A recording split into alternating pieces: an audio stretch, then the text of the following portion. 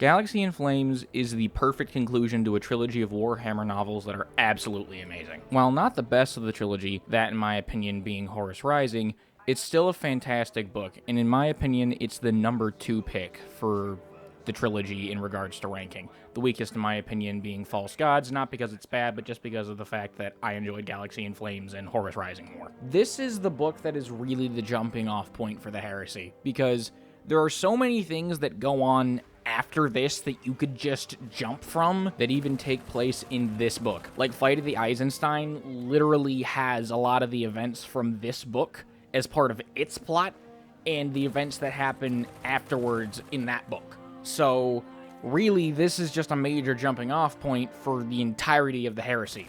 The plot itself is kind of dense. It's not as straightforward as the last 2 books, where it was very cut and dry, because there's a lot happening all at once. The book itself does not follow Loken or Torgadon very much. It mostly follows the Emperor's Children and the Remembrancers, funnily enough. There's still a decent amount of Loken and Torgadon in there, but it's mostly an Emperor's Children affair, at least in my opinion. But first, I feel like we should have a little bit of a summary as to what happened up until this point. So basically, Horus is turned traitor after Erebus, who is the liaison to the Luna Wolves / Sons of Horus, Space Marine Legion, hatched a plot that involved putting him in a magically induced coma disease thing, with him basically being fed lies while in said coma through psychic shenanigans, and as a result, he pledged his loyalty to Chaos. The Luna Wolves / Sons of Horus Legion is changing. The Warrior Lodges, the Space Marine fraternities that were basically just hotbeds for Chaos cult activity, became the dominant force in the legions themselves, and bonds began to break between brothers.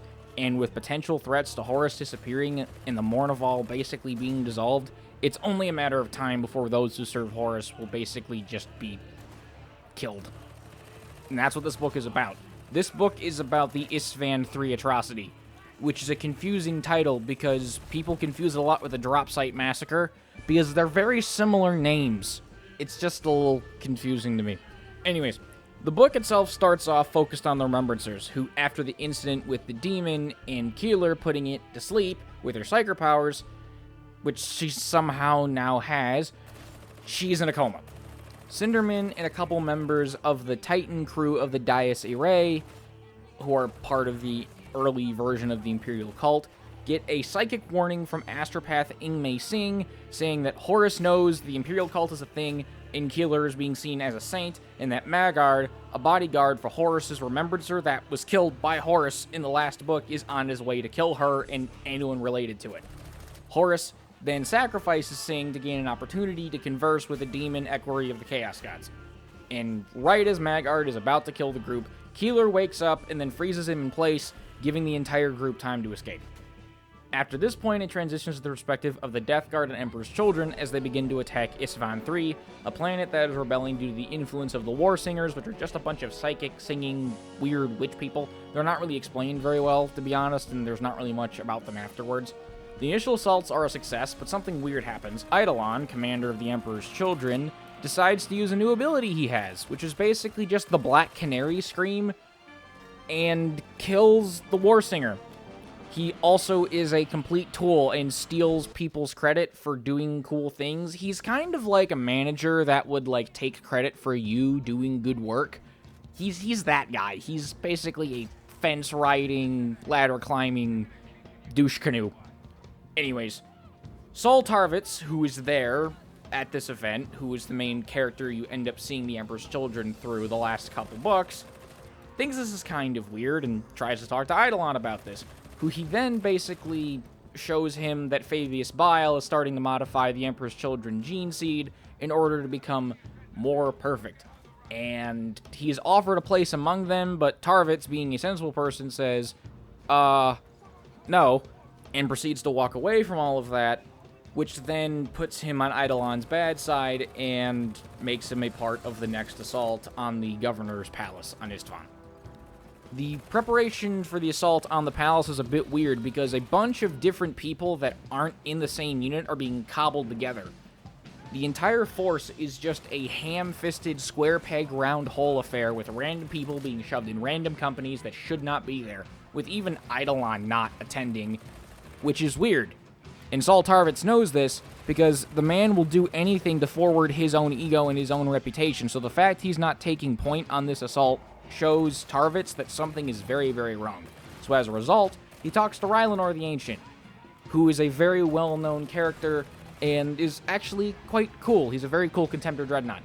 And he's basically like, hey, bro, can we swap? Something's wrong here, and I have something I need to do because there's this guy that's injured, and I would like to be able to take care of him. And Rylanor's like, I got you.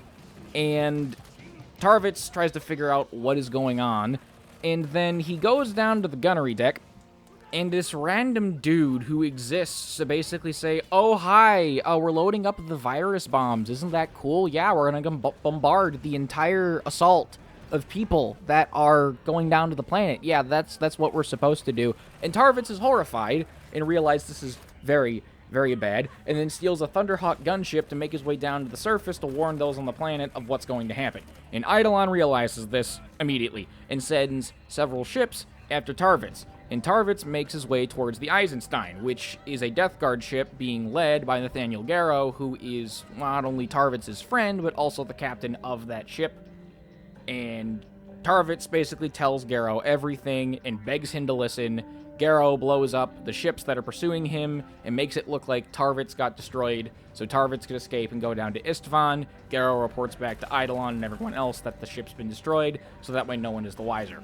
At this point, Euphrates Keeler wakes up from her coma and gets a vision of the virus bombing about to take place, and warns Cinderman and Olatin, the Remembrancers, psychically. And while this is happening, all the Remembrancers are invited to witness, quote, real war by Horus, which is in reality just an opportunity for Horus to kill all of them in one fell swoop. And after this happens, they seek the help of Yakton Cruz, a elderly member of the Sons of Horus, who is tasked by Loken to protect the Remembrancers if anything were to happen for them. Cruz and the Remembrancers end up making their way down the Vengeful Spirit all the way to the hangar deck, where they end up getting accosted by Magard again, who shows up very conveniently, and Yakton Cruz whoops his ass like it's not even funny. The man is just a complete pretzel at this point. And they make their way towards the Eisenstein because the psychic magic bullshit that Keeler has told her to, Garrow takes them onto the ship, and they end up fleeing for Terra, trying to warn the Emperor of Horus's betrayal. At this point, we transition back to Saul Tarvitz, and he was able to successfully get down to the surface and warn people and telling them to get into cover. And many loyalists survive the virus bombing. Most of them do. And Angron, being Angron, gets pissed off and heads down to the planet personally with a detachment of world leaders to kill all the surviving loyalists. And this makes Horus mad because he just wanted to bombard them again and again and again, and this messes all of that up. So Horus, playing along and acting like this was supposed to happen, definitely was a complete fuck-up because Angron's an actual moron, sends forces down from the other 3 legions present to make it look like he did it on purpose. And for the next 2 months, the Loyalists are holed up in the Governor's Palace, and they have successfully repelled most traitor engagements. They have completely held their own and done completely fine, doing Imperial Fist's fans proud, I guess.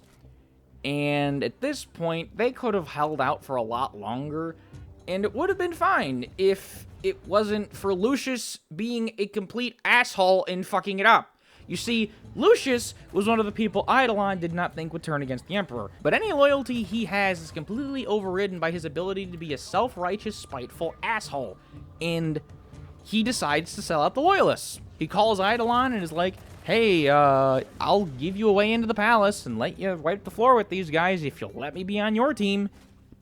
And why did he do this? Because Saul Tarvitz said that Lucius couldn't be the fucking commander of the Emperor's children forces on the ground. That's it. That's the only reason why he did this. It was purely out of spite and nothing else. And to be honest, I like Lucius the Eternal because he is like this, but it was still painful to read. He's such a bastard. I still love him, but he's such a fucking asshole. It's hilarious.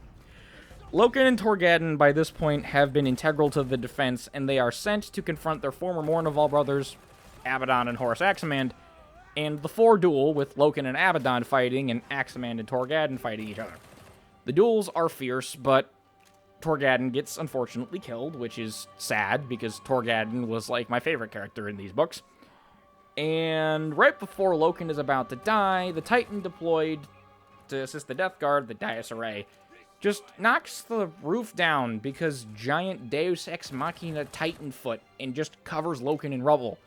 And Abaddon and Axeman are completely fine, with Axeman lamenting that he had to kill one of his former Mournival brothers, and Abaddon just being like, what are you, a bitch?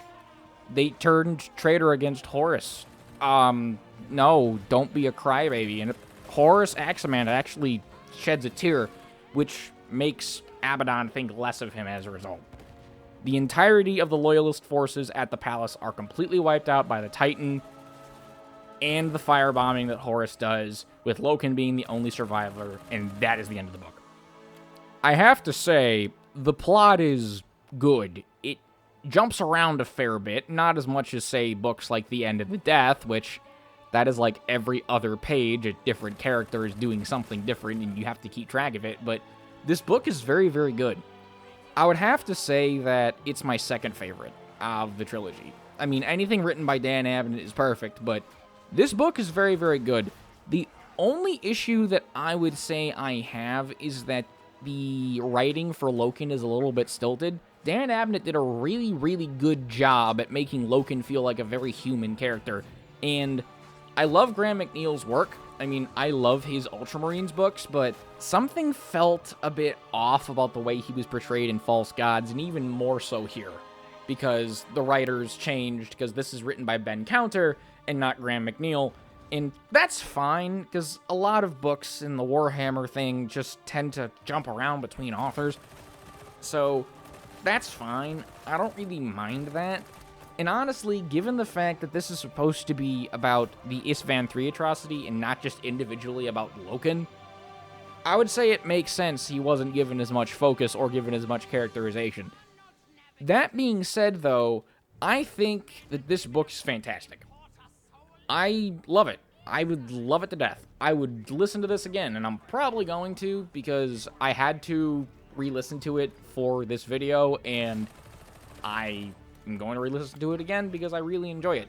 It's not even that long of a book. It's about 8 hours to read or listen to, and I really enjoy it. Overall, I would say it's one of the better heresy novels, and I completely understand why people say that this is their favorite out of the trilogy, because I tend to see it being this and Horus Rising. Some people really like False Gods. I think False Gods is good, but it's no, say, The First Heretic or like Thousand Suns, which is a fantastic book and definitely one that I will make a video about. I just need to finish listening to it first, along with The First Heretic. Like, that is... It made the Word Bearers, which I already like the Word Bearers, mind you, because they're fanatical, frickin' crazy people, which makes sense. I mean, if you're just a bunch of chaos-worshipping goons, you're not going to be likable. You're going to be very preachy and very annoying, and the rest of Chaos thinks they're annoying, but that's kind of the point, so they're just cool to me because of that. I don't know. I think these books are fantastic, and I'm definitely going to make more videos about the Heresy series, whether or not it's a bunch of books in one video, or individual videos, or like a quick, hey, here's this thing I like, blah, blah, blah, I don't know, but I will end up making more videos like this, as well as maybe some general Warhammer lore videos. I don't know. I'm just kind of doing whatever I'm feeling. Also, thank you for 200 subscribers. It took me like 2 months to get to 100, and it seemed like that count just doubled itself in the span of like 3-ish weeks. Like, I'm kind of shocked. Like, I'm pleasantly surprised, but I was just like, wow, that's some great growth. And to all of the viewers and people that enjoy my content, thank you. I greatly appreciate it. So, yeah, that is all I have to say. Thank you all very much for watching. Have a great night.